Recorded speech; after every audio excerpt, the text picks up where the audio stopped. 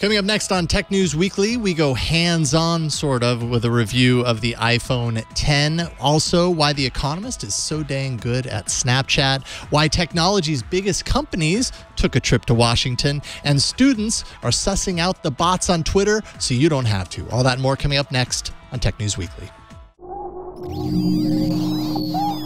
Netcasts you love. From people you trust. This is Twit. Bandwidth for Tech News Weekly is brought to you by CacheFly at CacheFly.com.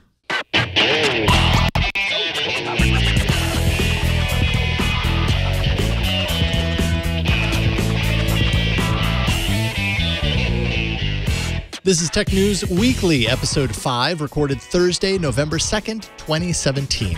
This episode of Tech News Weekly is brought to you by Grasshopper. Stay connected and run your business from your mobile phone with Grasshopper. To save $50 on your order, visit trygrasshopper.com/twit. And by Grammarly. Download Grammarly, the intelligent writing app, for free by visiting getgrammarly.com/twit.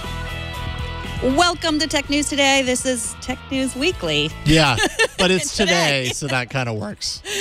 I'm Megan Maroney. I'm Jason Howell. Oh, man, that hurts. It hurts to hear that out loud. It does. But, I mean, let's be honest. It's today in my heart. Yes. And we, we're weekly now, which means hopefully you're more excited to talk about the tech news. So should we get right to it? Let's do it. So whether you're a YouTuber getting your dad fired over your first look at the iPhone, or your regular Apple reviewer given only a few minutes with the new phone, there are certainly no shortage of iPhone 10 reviews out there. We are excited to talk to Mark Spoonhauer, editor-in-chief of Tom's Guide and Laptop Mag. Welcome to the show, Mark. Oh, thanks for having me. So first things first, how long have you had your review unit? Well, right now it's all a blur. So, I think we're going on 4 days now. I think we picked it up on Monday.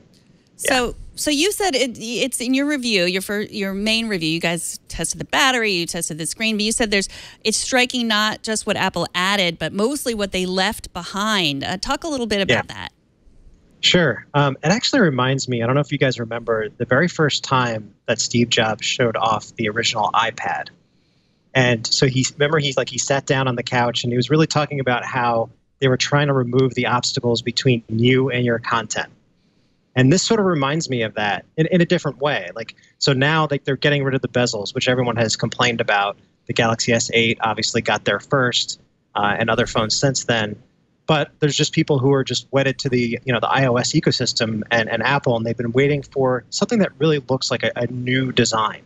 And this does that, because you're getting a fairly big 5.8 inch screen, and something that's easy to use in one hand.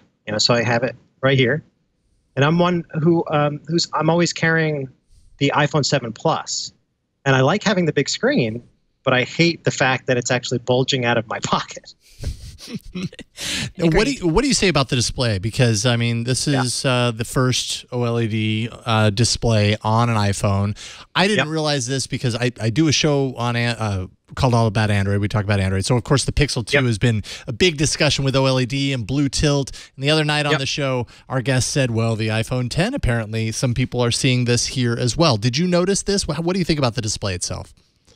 We're definitely not noticing the color shift, but what we are noticing is that actually it's a lot brighter than other OLED panels. And I think what's ironic about this is that Samsung is reportedly making the OLED screen for the iPhone 10, and yet this is actually brighter. It has wider viewing angles and more natural-looking colors. So what you're showing right there is one of the photos that we took for the review, and that was outdoors.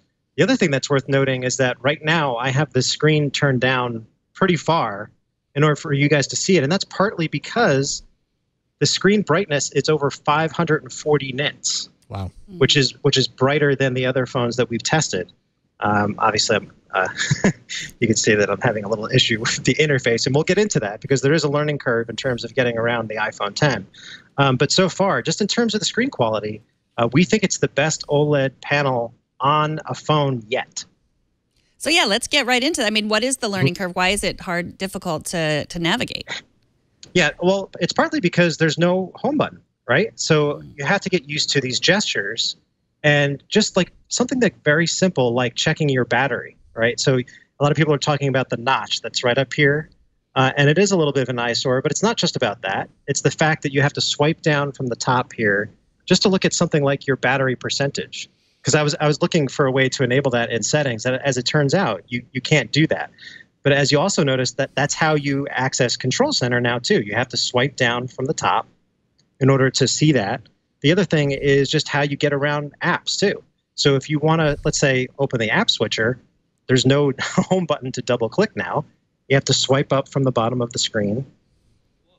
Let's see. So you got it right there. See? And then to close apps, this is one of the things that actually annoys me. Like, you would think that just like the iPhone today, you would just swipe up on one of these apps to close it. But that's actually not how it works. You press and hold, and then you swipe up. Yeah, I don't like that as much. Yeah, And I hate when you add an extra step to something that used to be simpler. You know what I mean? I feel like we see this time and time again. because you don't really have to get rid of those, right? I mean, you don't, like, it's not wasting battery. They're not running in the background, those apps. No. So I think, right, you don't have to force close apps. Mm-hmm. But if you want to, it's just a little bit annoying that they added the extra step. I know why they did it, because when you want to basically, open the app switcher, that gesture is what does it. And they didn't want people to just like keep doing that and then swipe an app off the screen. But I still think they could trust us. So now this is Apple. So user making the decision sometimes doesn't fall into their playbook. So obviously there's a little bit of a learning curve because they are changing the way that you interact with this. But is it an improvement? Because I mean, with any change, it's weird at first, and then you get used to it, and then it's just the way it is. Or if this is someone's first iPhone, they're going to get used to the way it is because they have nothing to compare it to. Is it a change for the better? I think that over time that most iPhones are probably going to go in this direction. Like once you don't have the bezels anymore, I don't think they're going to be bringing the home button back, right?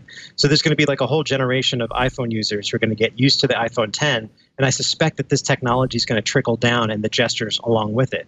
So yes, so there is a little bit of a learning curve, but it is starting to become second nature for me, especially for things like Control Center and exiting apps and that sort of thing. I think part of the issue is that my everyday phone right now is still an iPhone 7 Plus, and so I have to train my brain based on what phone I'm holding. So you did review it also against the 8. What would you say to people? I mean, who needs the 10 and who needs the 8? Yeah, I mean, if you're talking about need, then the iPhone 10 is not for you. Right. All right, good point. It's about want, and I think the big reason is the design. We want something like and the screen itself, right? Because I really do like the natural colors of the LCD that the iPhone 8 and the 8 Plus have, but there's this Goldilocks effect. Like the iPhone 10 is just right because you get a big screen and something that's almost the same size as the regular iPhone 8. And when you put a 4.7-inch screen next to a 5.8-inch one, the other one just seems antiquated at that point. Mm-hmm. And so what about the battery life? I know you guys did some battery testing. What did you think of the battery life for the 10? It was good, but definitely not best in class. We got about 10 hours and 40 minutes on our web surfing battery test, and we do that for all of our smartphones. So as you can see there, it's sort of in the middle of the pack. Right? So it's definitely above average and better than the iPhone 8. And if you think about what Apple promised, they said it's going to be 2 hours better than the iPhone 7. And based on our testing, that was almost the case. But as you can see there's a couple of phones that last a little bit longer. And we're a little bit different than other outlets because a lot of them just say, like, anecdotally, this is what I got based on mixed usage. We are very scientific about it. We set the brightness at 150 nits, and we calibrate the screens. We have our own battery test, and it surfs the web over LTE. We also try to use the same network, too. So in this case, we use T-Mobile, which in our test, it might sound weird, but we found them to offer the best battery life. So it's lasts longer than the 8, but not as long as the 8 Plus. Yeah, so above average. Like the iPhone 8 Plus lasts a little bit longer, but at least based on our test. But the one thing to keep in mind is that when you have a web surfing battery test, what's on the screen most of the time is a white background. And OLED panels really excel when you have blacks on the screen because they don't have to use as much power, actually no power, in order to show the darker colors and especially like perfect blacks and that sort of thing. So it's going to vary based on what you have on the display. But we do our apples to apples comparison, and other OLED screens lasted a little bit longer. And I don't think we can talk about the iPhone X without discussing a little bit your experience with Face ID. Do you have an evil twin to compare your experience with, or how did that work for you? Actually, I do. Oh, okay. No, I do. I have an identical twin. We did not try it yet, but he looks a little bit different than I do. So I know, okay. I'm pretty sure that he wouldn't be able to fool it. I mean, some of the videos that I've seen, I mean, it was really hard. Granted, I don't know these people, these identical twins, but it would be really hard for me to tell what is different between the two, yet the phone was able to determine that. Yeah, so I would say it's very sophisticated and it works really well. Especially, I was impressed, like just using it in bed and in the dark, the fact that it was able to recognize my face and then log me in. And I think that in certain ways it does surpass Touch ID. Especially like as someone who who works and uses their phone at the same time and eats lunch at the same time. If you have anything on your fingers, whether it's crumbs or sand or anything else, or sweat, you can't log into your phone, right? When you're using Touch ID. So this eliminates that issue with Face ID. So I do give Apple credit. And I think that facial recognition is more sophisticated than what the Galaxy Note 8 has. There's a reason why they had to use both facial recognition and iris recognition. It's almost like we don't have something that's great, so here's a couple of options. Right? But there are some downsides to Face ID, and one of those is speed. So it's not that fast. So it really depends on, so I'm a power user, right? And I'm opening my phone like hundreds of times a day, more than that's probably healthy. But in those, what I timed is something along the lines of about 1.5 seconds to get into your phone versus less than a second for Touch ID. And the reason is that with Touch ID, you could just lay your finger on the button and get into your phone without even having to fire up the display, right?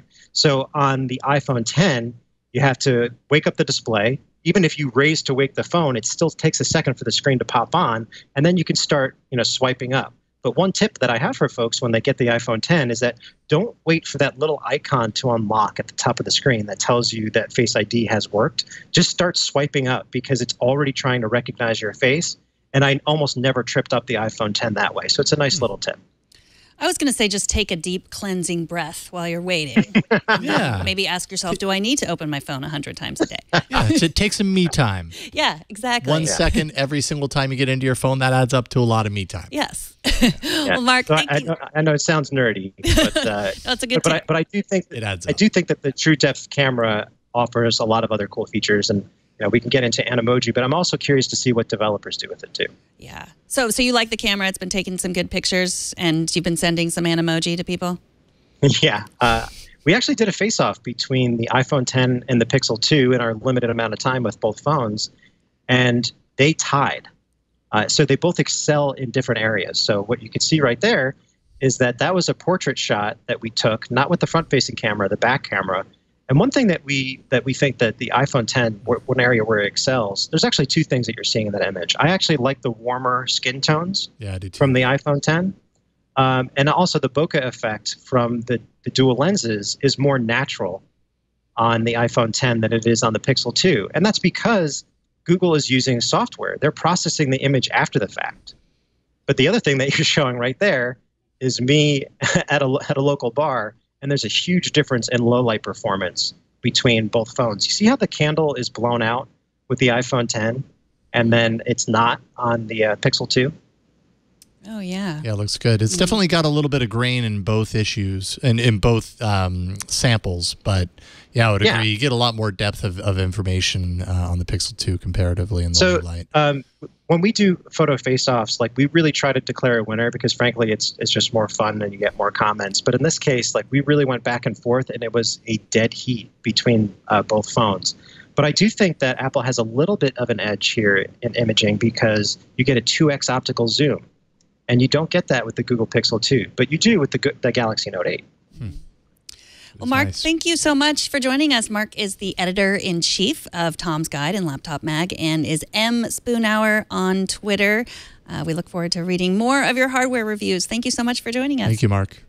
All right, thanks, guys. Really appreciate it. Have a good night. After the break, think you're too old for Snapchat? Think again. The Economist uses Snapchat, and The Economist is 174 years old. Before we get to that, let's take a minute to thank Grasshopper. Grasshopper is a virtual phone system designed for entrepreneurs. So here's how it works. Just like your regular phone system, you don't have to learn anything new. And you can use the phones that you already have. You do not have to purchase any new hardware. So if you're starting up your business and you already have phones, this is the service for you. It's quick. You can get started right away. They have an iOS and an Android app, and then callers can reach you wherever you are, just on whatever phone you're using, whether it's a Pixel 2, an iPhone 10, an iPhone 4, whatever it is, they can reach you on it. Grasshopper allows you to keep your existing number so you can maintain your brand. And then when you make a call, your client sees your Grasshopper caller ID, not your personal phone number, so you can keep those separate. All you have to do is select a toll-free number. Toll-free numbers make you look professional. It can be local, which is always good, and record a custom greeting and add multiple extensions for your business. And you can set up department and employee extensions. You can use custom call forwarding. You can forward to any phone in the world. So whoever you're working with, wherever they are, you can forward their Grasshopper number to them. You can get voicemails emailed to you as audio attachments. You can also send and receive SMS text messages from your business number. So over 250,000 people are happy Grasshopper customers, and you can join them today. Plans start at just $12 a month. You have a 30-day money-back guarantee. Turn your smartphone into a business line with Grasshopper. To save $50 on your order, go to trygrasshopper.com/twit. That's trygrasshopper.com/twit. And we thank Grasshopper for their support. I did a little scrolling on the Snapchat Discover tab this morning. Headlines I saw first were, "What does your eye color say about you?" Also, "I only ate pizza for a week," and 16 signs that your sports bra is all wrong. But there among the BuzzFeeds and the Daily Mails is The Economist, the storied publication that's been around since 1843. And has done surprisingly well on Snapchat in the past year. Our guest today, Lucy Rohr, is the Snapchat editor for The Economist. Welcome to the show, Lucy. Hi, Megan. So thanks for coming on. Let's take a look at this week's Snapchat story. I recorded my screen. Yeah. It's about plastics, and I think we have the video of it. There we go. Oh, yeah. I love this snap. So I watched this morning, and I couldn't help thinking of The Godfather, like, one word for you, plastics. So now it's like the next generation is explaining why plastics isn't good for you and using Snapchat to do it. Is this pretty emblematic of the content that you guys are serving up on Snapchat? Yeah, I would say so. I feel like one of the things that we're trying to do, The Economist in the magazine and kind of elsewhere that it lives, is all about spotting trends and explaining what they mean to people. And obviously plastic is something I think that this age group already know is pretty bad news for the environment. But we were trying to bring a bit more of a kind of economist spin to it. And we don't just talk about the environmental problems that plastic brings. We also talk about some of the ways in which it's a remarkable substance, some of the ways in which it can potentially be better for the environment. And we also, the way that we kind of kick off the whole edition is by talking about, if you imagine a museum of the future, what would the objects be from our period? The Anthropocene, as some people refer to it, and we come up with plastic as one of them. So yeah, I mean, we tend to try and go with subjects which are going to be relevant and relatable for this audience. We try and frame them in that way, but we are also trying to bring, and I think our best editions bring, that economist reporting and some of our DNA to subjects that feel at home on that platform. So you did, how well do you know the U.S. presidents? That was right to coincide with Donald Trump's inauguration. Yeah. So it was just 3 or 4 months after you started being on Snapchat. And you said that it reached more readers in a week than TheEconomist.com does in a month. Was that very surprising to you and others at The Economist? That was our best performing edition of all time. But I mean, there are so many users on the platform to begin with, so that the numbers that we tend to see are pretty vast compared maybe to, I mean, The Economist, I think, lands on about 1 million doorsteps every every week, and a lot of our editions are getting that number of views. So I think it's sort of a reflection of the size of the platform, and also hopefully that we're doing something right. Well, yeah, not just the size of the platform, but of the audience that is actually there. I mean, you know, I have to imagine the Snapchat audience kind of skews younger, let's say, than the print edition of the magazine. Absolutely. So, Absolutely. I mean, what do you see from the users, from the users of that platform that are engaging with this content? Like, how do you have to, I don't know, form this content so that it appeals to them without kind of pandering to that audience? Well, one of the things that Snapchat told us when we were sort of at the concept phase, before we'd actually gotten onto the platform, and this has been completely borne out by the year or so of experience that we've had up there, is that talking down to a younger audience just won't work.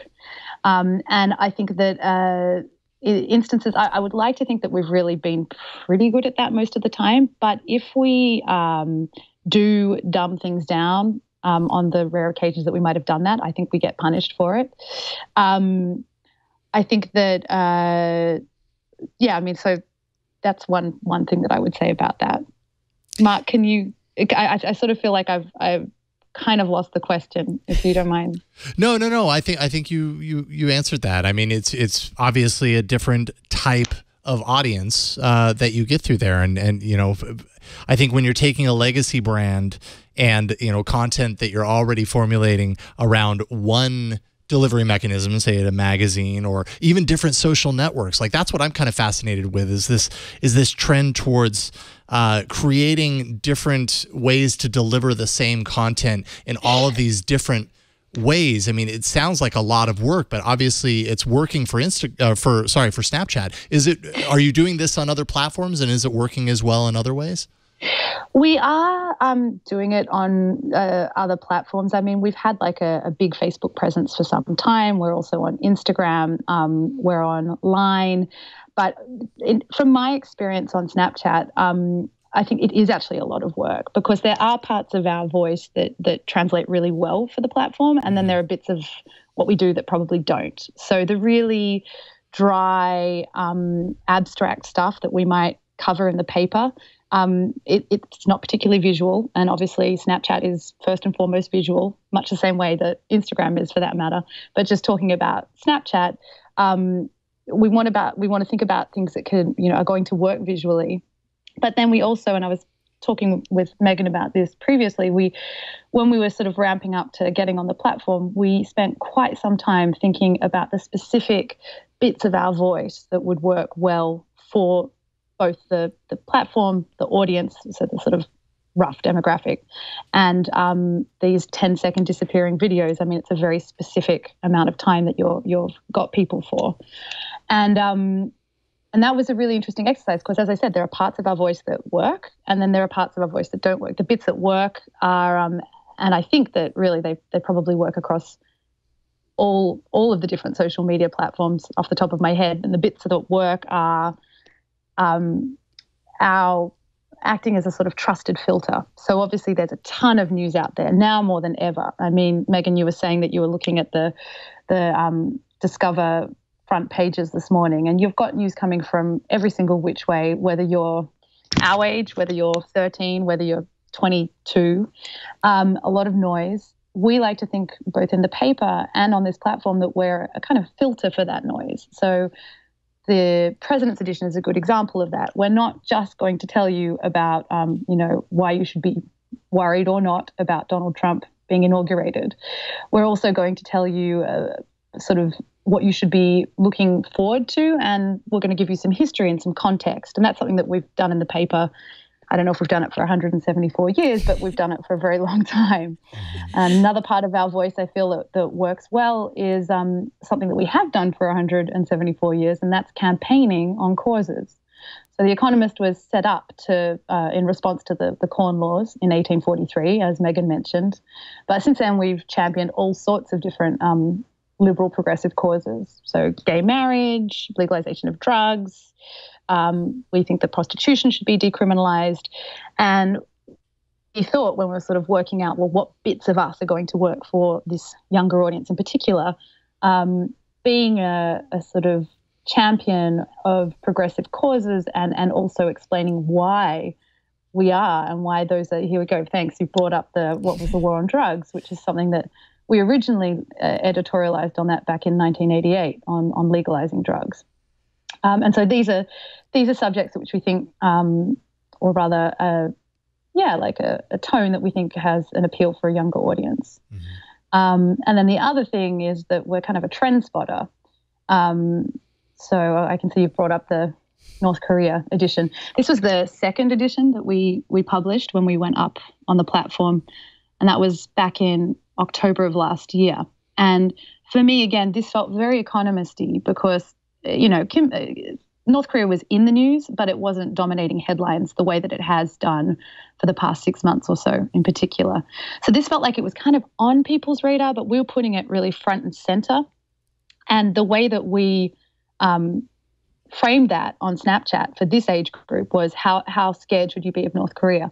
Now that feels sort of like old hat, but last October it felt like we were covering something that not everybody else was covering, and we were bringing this important perspective to a young audience. And by framing it as how scared you should be, that's something we found out over the past year, that there are sort of subjects which provoke a morbid interest or fear tend to do quite well if we've got that sort of thing on the cover. So anyway, hopefully that kind of answers your question.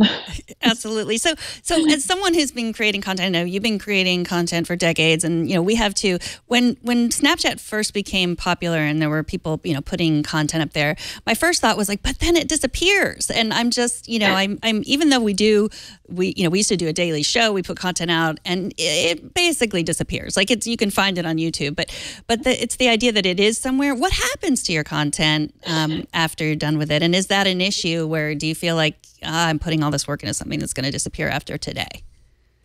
I never thought about that until you just said it now. It's it's like this sort of like philosophical thought that I hadn't really given to what we're doing. At the moment, it really does just live up there for a week.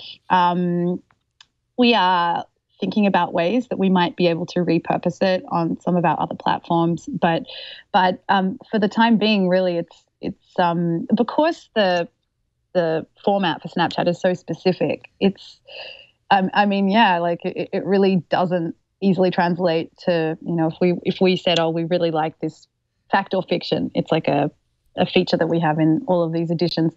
If we said, okay, we really like these, let's try and put a few of these, in a few months' time, let's say that a video is being made and we have a fact or fiction from a few months back. Could we put that in there? I mean, the format is different. I think it'd be more a case of like taking the content and the design concept that we've often come up with on Snapchat and applying that rather than actually just reusing the snap itself.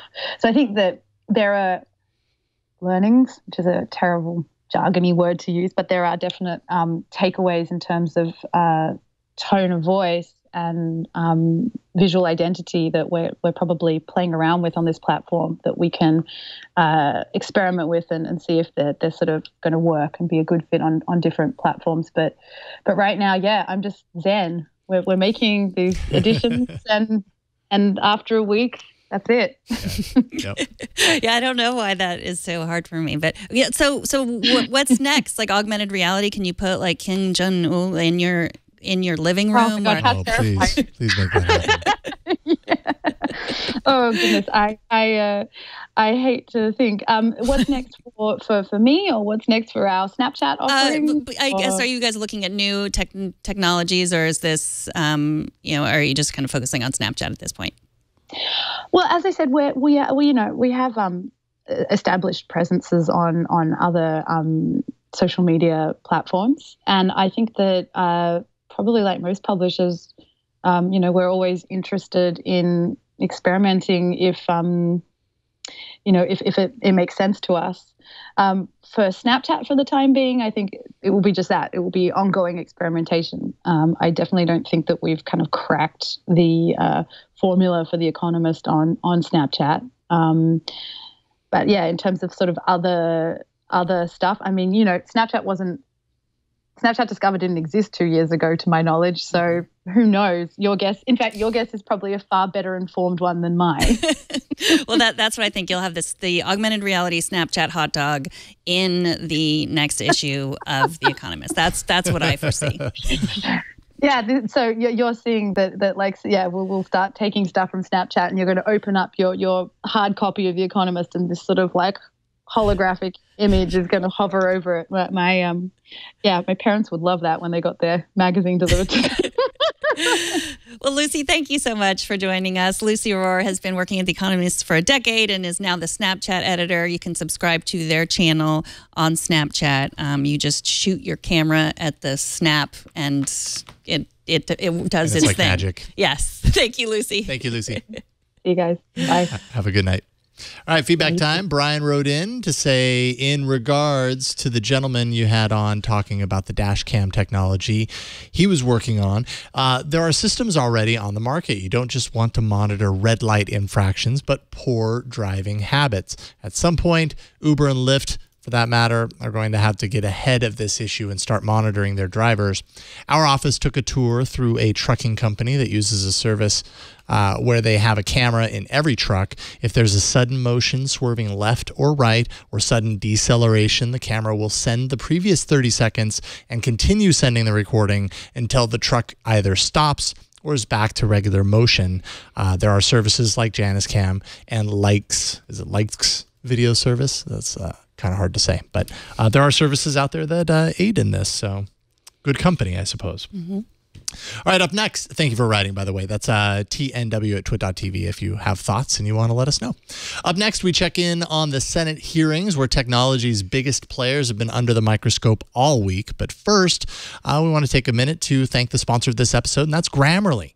Grammarly's AI-powered products help people communicate more effectively. I actually have it running in my Gmail account, which is particularly useful here at work. I don't want to send out grammar mistakes in my emails to my professional contacts in particular. Grammarly makes it easy, almost as easy as just tapping that Grammarly button in the compose window, and it goes to work analyzing my text and correcting for me. Copy and paste any English text into Grammarly's online text editor if you like, or you can do what I did and install Grammarly's free browser extension for Chrome, Safari, and Firefox.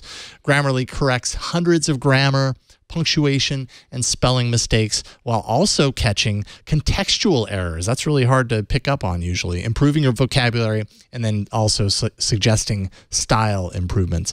Grammarly scans your text for common and complex grammatical mistakes, things like subject-verb agreement, modifier placement, comma splice, weak adjectives. Nobody wants weak adjectives.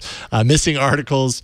Grammarly's powerful algorithms are developed by the world's leading linguists and language lovers.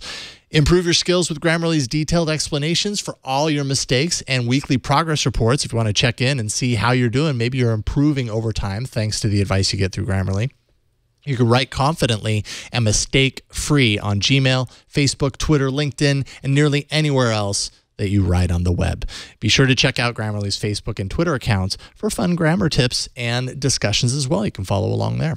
The Grammarly blog also offers daily tips and insights on how to improve your day-to-day writing to achieve your personal and professional goals.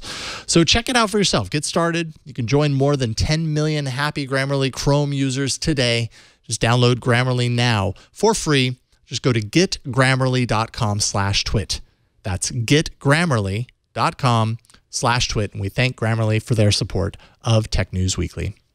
So it seems like never before has big tech found itself under such intense scrutiny here in the U.S. anyways, as it's seen all this week. Facebook, Google, and Twitter have all sat before the Senate Select Committee on Intelligence. The reason, of course, is how these networks have managed the many ways that fake news and Russian influence had any sort of effect on the 2016 presidential election. And joining us to talk about the Senate hearings is Roger Cheng from CNET. Welcome to the show, Roger. Hey, thanks for having me. Absolutely. It's great to get you back. It's been a while. Yep. So first things first, is there any doubt, according to what we've seen, particularly from these hearings, that Russia was involved in, let's say, weaponizing these services for political influence?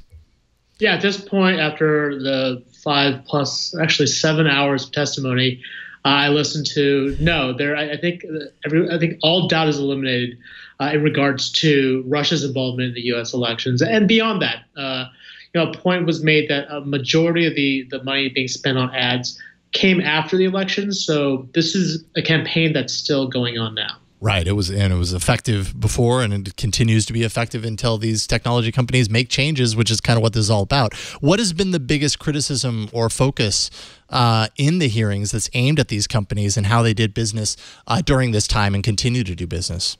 A lot of the questions were involving the sort of vetting of the companies that were actually placing these ads.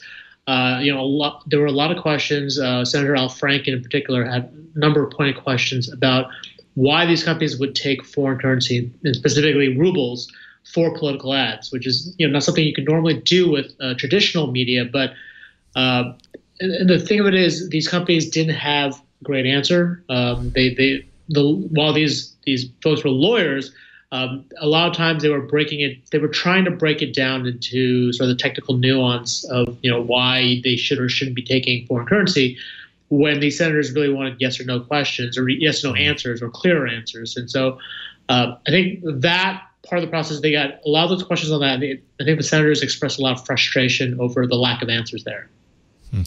And so what was, I know I was surprised, maybe I shouldn't have been, that they sent lawyers instead of Mark Zuckerberg or Sheryl Sandberg or Jack Dorsey. Was there, why do you think they didn't send their real people? It seemed a little bit like, I don't know, it seemed like they should have sent the people in charge. Yeah, I am convinced that eventually the CEOs or at least some of the C-level executives will show up. This is the third set of hearings they've had. There's a lot of back and forth, and we don't really know what the process is like, the negotiations ahead of time that resulted in these lawyers showing up. But you could argue that at least from from Google and Facebook and Twitter's perspective, it's safer to send these lawyers because it's basically lawyers talking with other lawyers, and they all kind of speak the same kind of legalese. You kind of saw it a little bit with these lawyers, but there's a culture clash, right, between Silicon Valley and DC and how they say things. And so I imagine for these executives, it is a lot safer to send the lawyers out there to talk. Yeah, and the lawyers are well versed in what they can or should say and what they shouldn't, and yeah, it saves them from getting themselves into trouble merely by saying the wrong thing, I suppose. And these lawyers were basically, they were getting, Congress was grilling them, really just laying into these lawyers. And if I'm the CEO, I'd rather send a lawyer to take the hit than go myself. Absolutely. Is there any one company that you've seen throughout the course of the last few days that's faring better than the rest, or maybe conversely, one that's far more under the microscope compared to the others? Are they all pretty much on equal footing in this regard?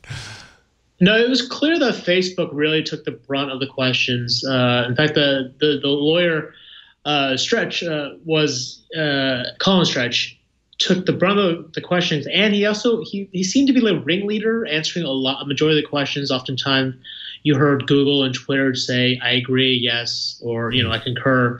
It was really the Facebook lawyer who answered a lot of the questions and really kind of stumbled a bit when he was pressed hard by some of the senators and the representatives who asked him several pointed questions. I know. They kept asking the same question, which we always keep asking, like, are you a media company or are you a platform? And that, it's the same question we ask of Uber, like, are you a platform, or are you a transportation company? And, they basically said the same thing they've always said. It was, I don't know. I do think, I don't know what the answer is here. Like, there needs to be some regulation, but does regulation lead to like the lack of anonymity? Like, what are we giving away when we say, they should be regulated like television is regulated? Yeah, I think that's part of the reason why these hearings are being held, right? I think Congress wants to determine whether or not regulations are necessary or what kinds of regulations need to be put in. And conversely, these companies are trying to come to Capitol Hill to convince Congress that they don't need regulations, that they can regulate themselves. But you could hear a lot of the skepticism from the senators and representatives who sort of ask, like, well, if there are no regulations and we're just trusting you to enforce this yourselves, is there anyone is there an outside enforcer for this? And the answer is no. They admittedly said no. Like, you just sort of have to trust us.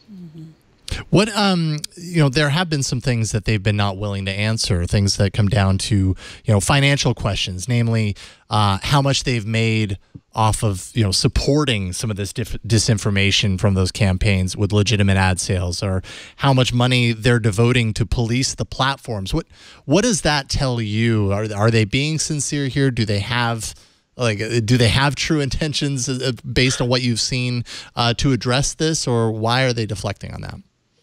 Yeah, I mean, I did notice that a number of questions that they were asked, what sort of the percentage of ads were, percentage of legitimate ads were actually these ads from this Russian troll factory.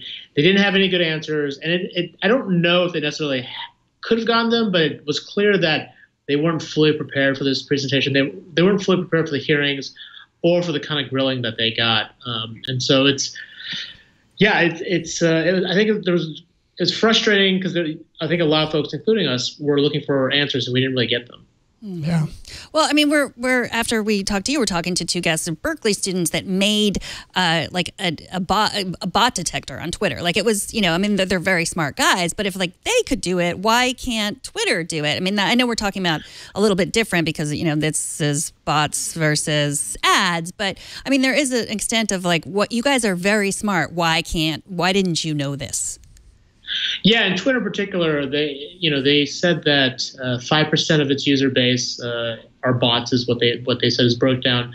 That's far lower than what most estimates put it at. It's usually about 15%, and so I think, and Congress pointed that out. And Twitter, the fact that Twitter couldn't really explain that discrepancy was again a source of frustration for a lot of people. Yeah. Now, Mark Zuckerberg announced during yesterday's Facebook earnings that the company plans to invest so heavily, he says, in security that it's probably going to affect profitability.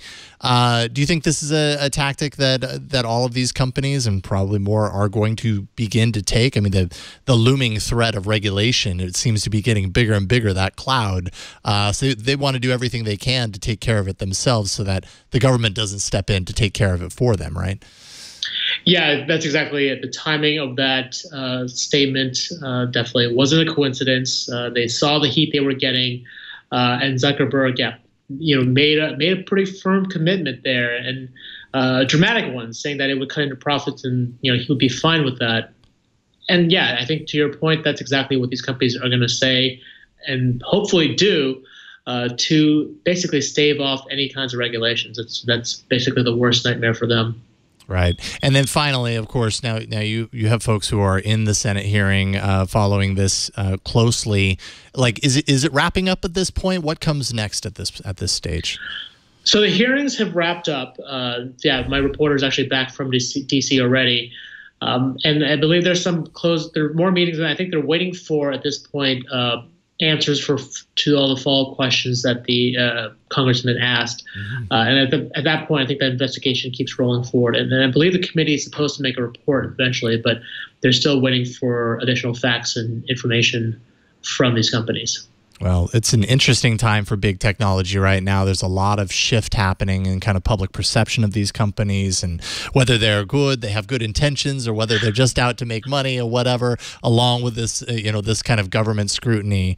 Everything seems to be changing right now. So it's a fascinating topic, whether you appreciate the politics aspect of it or not. Big changes happening in technology. We really appreciate you coming on to talk about it. Roger Cheng from CNET.com. Thank you again, Roger. We appreciate it. Thanks for having me. All right. Have a great night. All right. Now, you mentioned this just a few moments ago. Once upon a time, bots were all the rage. In fact, that time was not very long ago, but in the past year, many have been disillusioned by bots as they've been constantly associated with troll farms and being the tools of those who might hope to influence social media minds and spread their own messages of propaganda. They've proven to be very effective in that regard. But figuring out who or what's a bot online isn't always that easy. And joining us is Bhat and Rohan Phadte, two UC Berkeley computer science students who are working to expose these kinds of bot accounts for what they are. Welcome to the show. Hey, thanks for having us. Absolutely. It's great to get you both here. We appreciate you hopping on to talk to us about your work. So first of all, What is it about these bot accounts that makes them so difficult to discern to the average Twitter user? What would you say? Yeah, they're pretty sophisticated in the sense that they're employing a lot of tactics that wouldn't seem like a bot at first glance. For example, they'll do things like mix moderated content, like where someone actually tweets out with a bunch of automated content as well. So like at a first glance, you might just be like, oh, this is a guy who retweets a lot. And then you go in and you start looking at the retweets and you're like, these tweets were posted every 2 minutes for a whole day. Like there's no way a human did that. But a lot of different things like that. We've also noticed really sophisticated things around compromised accounts. We've noticed that a lot of these bots were historically like human help, or like accounts that were operated by humans before, and then they were turned into these they were compromised bot and then turned into like these bot accounts, which then have followers that are actually real humans who've been following their friends who've been compromised. And then to add on to that, there's a lot of these accounts that are sometimes moderated, which means that they can be semi-automated accounts where they are like retweeting many of these political tweets in the network. But then there are times where a human will actually get onto the network and tweet some original content every now and then. So presumably to get around, just basic algorithms to catch these bots that are just, retweeting. So it makes it actually look like a real human. That happened to me, actually. I got my Twitter handle in 2008, and then I never used it for years and years and years until like 2015. And sometime in that point, there was like, it had been compromised. My password had been stolen, and there were tweets that were like, just getting coffee at Starbucks in my minivan. Like, that is so not crazy. Me. And so, yeah, I've seen that happen. So what inspired you to create this project? Rohan, let's start with you. What inspired you to create this? Yeah, so actually back in May, Ash and I were working on this. We actually tried building another detector, and this was a detector for Facebook.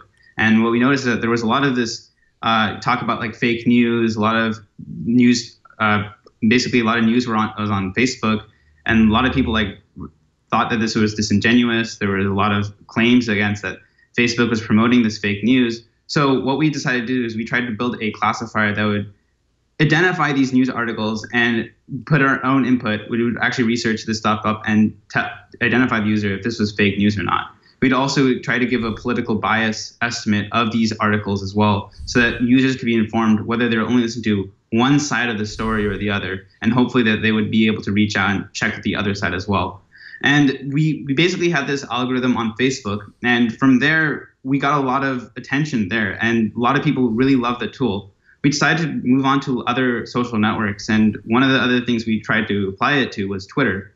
But one of the problems with just applying it to Twitter was that we had these accounts that were, I guess, kind of making the algorithm give out some really weird answers, really weird results. There were some very, very politically charged accounts. And upon further inspection, we saw that these accounts were seemed to be very non-human-like. They were constantly, again, like Ash said, constantly retweeting some of these fake news stories or propaganda accounts, news very, very quickly. And so upon looking further into this, we saw that this was actually just a new class of accounts. And from there, we built tried to do some research, build a new classifier so we could help users identify some of these accounts.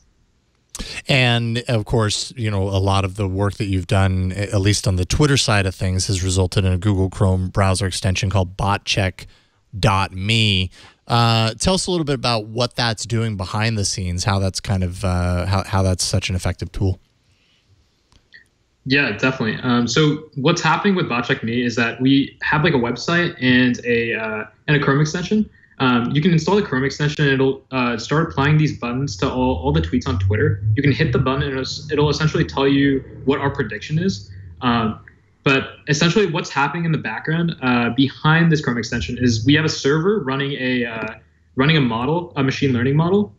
Essentially what happens when you type in a username is we hit the Twitter API, get all of their information. We featureize the heck out of the information that we get. So we're looking at over several hundred different characteristics. So this goes from the created at date. We're looking at bio, hashtags, and then we also break down the actual tweets themselves, and then we featureize those. So we'll take out really commonly like tweeted hashtags, and we have a whole thing where like we take all your last 200 tweets and turn them into like just a ton of characteristics.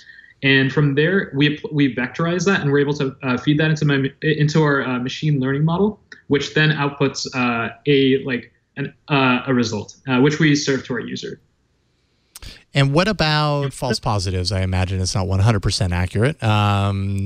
So how do you deal with that and recognizing that? Yeah.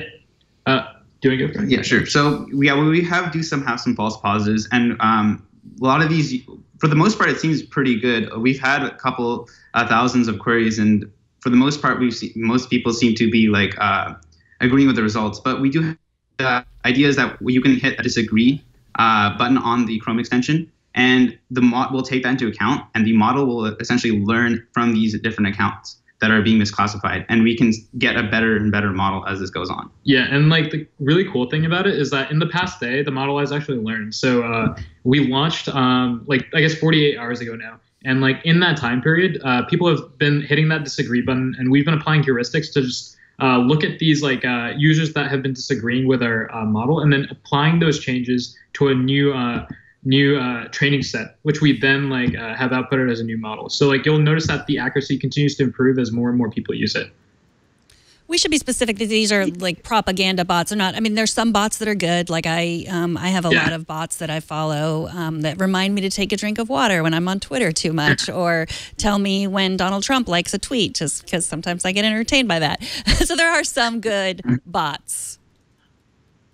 Yeah, that's a great clarification. Yeah, this is very specific in the sense of what this goes after. This is going after political propaganda on Twitter. Yeah. Mm-hmm. Yeah, like you said, there are other cool bots. There, like I think mentioned, there's a bot that tweets out every word in English language. It's kind of like a funny little test bot. There's a lot of these other bots out there that are mostly harmless, but we want to isolate on the true problem, which are these political propaganda accounts, which have in some cases been taken over by legitimate accounts.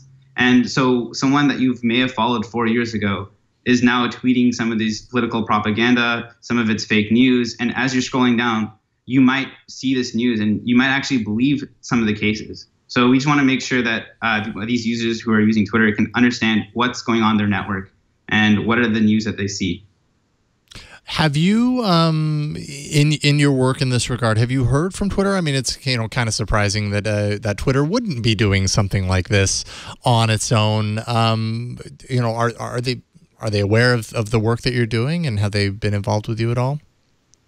Yeah, so like that's one thing we've been a little bit confused by. We've had quite a bit of great outreach from a few different Silicon Valley companies, like before and like after, like just in terms of like saying congratulations, great work, things like that. But not a peep from Twitter so far.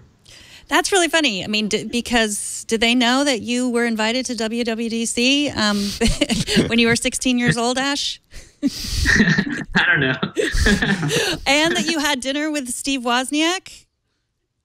Yeah, that was several years ago. Yeah, we're helping your public knowledge of your profile. I want to talk about this, but we read about you in this great profile in Wired, and I loved your story because you guys met when you were in like junior high, right, or elementary school, taking junior high classes. Yeah, that's right. So we were both in. We knew about each other in like elementary school. There was like a small group of kids that like would take like these junior high classes, but we met in junior high. We both had like a ton of shared classes in junior high, and like we've just known each other since. Yeah, a lot of shared interests as well. And did you both hack Snapchat, or was that just one of you? Yeah, that was just me. But like that was a super interesting and weird like hackathon. So was that a hackathon? And did you not expect that you were going to actually be able to hack them? Tell us that story. Yeah, so Snapchat just always got a bad rap for all the spam that it had like back in the day. And so I was just kind of curious as to like how bad their security really was. And so like I gave it like 6 hours. We were like my team and I were just looking through like their APIs, and we were looking through like how the app was structured, and we figured out how to create accounts programmatically. And essentially there was like a sponsor there called DigitalOcean, and they were giving out free like DigitalOcean credits. And so we used these credits. We parallelized a bunch of instances where we were just creating a bunch of Snapchat accounts, and then we sent snaps to every single user on Snapchat at the time. Wow. That's impressive. That is impressive. That's some power right there. So, you've dubbed this collaboration, or at least your collaboration together, is it Robot or Robot Labs? It's Robot. Okay, all right, which is awesome. I don't know if that's an unofficial name, but it's very clever. Where do you envision this whole thing going from here? You've had your hands in a number of kind of bot efforts at this point. Is that kind of your focus going forward right now? Yeah, as of now, that is our focus. We really want to be impactful in the different tech that we develop, and we've been really happy with the impact we've been able to make. And with Bot Check Me, it's just really satisfying to see we've just gotten such an outreach of support from the Twitter community, and it's really cool to think of this as the community itself taking a problem that Twitter isn't solving into their own hands and actually actively making getting more transparency and solving this problem for themselves. I'm really excited to see what you guys do next. And I'm not saying you're going to be called in front of the Senate for any hearings, but when you do, you guys should go. Don't send your lawyers, okay? They're like, I don't know if I want to do that, actually. That's a pretty raw deal. Everyone should go read the profile on Wired and go check out their website, botcheck.me. You guys are, I know, going to do something amazing next. Yeah, you guys are doing some great work. Bhat and Rohan, Phadte, we really appreciate you taking time to talk with us today. Thank you, guys. Awesome. Thank you guys so much. Yeah. Absolutely. Keep up the good work. We'll talk to you soon. Bye. And finally tonight, Silicon Valley star Kumail Nanjiani says he's met a lot of people creating new tech, and none of them are asking the important questions. In a tweet storm this week, Nanjiani said he has seen tech that violates privacy and has other ethical implication, and then it's being made just because it can be made, even though perhaps it should not be made. And he adds, at the rate that this is being developed, this tech, there is no way that laws or humanity can keep up. So just to end on a I know. Usually we end on an upside. I know. My other story choice was that Aibo's coming back, the robot dog. So maybe that was a better choice to end on. Yeah, robot dog would have been fun. But yeah, this is an interesting tweet storm. I think it's stuff that we cover a lot, that we talk about. And I do think, when you see, obviously, Ash and Rohan are, they're the next generation of entrepreneurs, I think, and they're obviously thinking about this stuff. So maybe we've passed the stage of people not thinking about the implications of technology. Yeah, what he points out in particular that kind of resonated with me is this general perception of Silicon Valley or the tech industry making things by asking the question, can we do this? And not asking the question, should we do this? And I get that, right? We feel that when we see some of these things that overstep a privacy boundary, or for a number of different things that are happening right now, there's this sense of technology, you can really make this do so many things, but is it the right choice? And I think the rationalization often comes down to this idea that if we don't do it, someone else is going to. So we might as well be the ones that benefit from it, and there's always someone making that ethically, feeling okay with making that ethically questionable thing, whatever it may be. And so it's hard to get everybody on the same page to say, hey, everybody, don't do that thing. That just won't happen, which is not justification for it to happen. That's just an illustration of the challenge. And I don't know what the solution is on that. It's an impossible challenge. It's kind of the predicament that we've found ourselves in as technology has become more and more powerful. And artificial intelligence is a piece of that. It's amazing what AI can do, but it's also kind of scary what that leads to. Well, it makes me think of journalism. I think that, there used to be more standards in journalism, and I think there are still higher standards in journalism. We'd rather be right than first. Yeah. And, there's a lot of people that just want to be first out there, a lot of websites that just want to be first. So I think, when you think about, when you think about them being able to create something that is, won't ruin the world. Specifically the stuff that we've talked about a lot that we kind of gloss over, that like Photoshop for video. Oh, you know, like make, Barack Obama look like he's saying something he's not saying. Like that is kind of the stuff he's talking about. That's a huge example of this, which, from a technological perspective and a technology nerd perspective, that's really cool. I'm very interested to see that happen because it's crazy that you can do that. But then you take that into that ethical territory where it's like, yeah, but you've now just created a tool that forces everyone to doubt everything they see online. And that's a crazy world to be venturing into. I don't know what the right answer is on that. I don't either. Maybe you do. So email us, tnw@twit.tv. Tech News Weekly records live every Thursday at around 2:30 p.m. Pacific. You can be part of the show by emailing us, like I said, tnw@twit.tv, and you can subscribe to the show at twit.tv/tnw. And we want to know what your favorite segments are, moments from Twit this year. It could be this show, it could be any other show, other shows we've done. We're putting together our best of episodes, and we want your help. So go to twit.tv/bestof, fill out the form with whatever information you remember, and you can be part of making these special shows that will air the week between Christmas and New Year's. Nice. And if you want to tweet at me with all your answers to the ethics in tech question, or ethics at Twit, that too is fine. I'm at Megan Maroney. And I'm at Jason Howell. Thanks to everyone who helps out on the show. Thanks to Josh, our TD. Thanks to Burke helping out here in the studio. Thanks to Jammer B. Thanks to Colleen. And thanks to you for always watching. We appreciate it. And we'll see y'all next week on another episode of Tech News Weekly. Bye, everybody.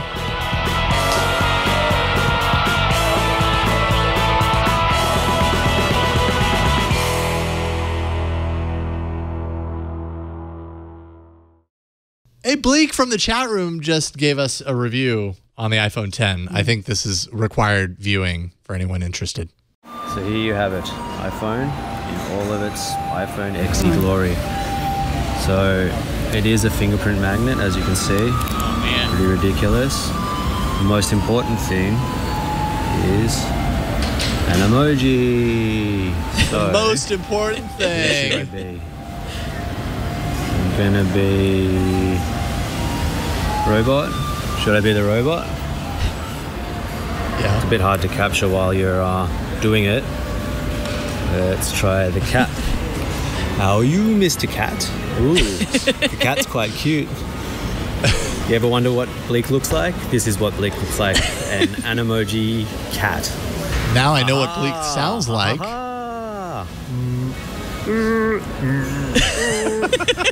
This is awesome. Stupidly fun. I am quite a fan. Should we see the dog? We'll get the dog going. That's pretty funny.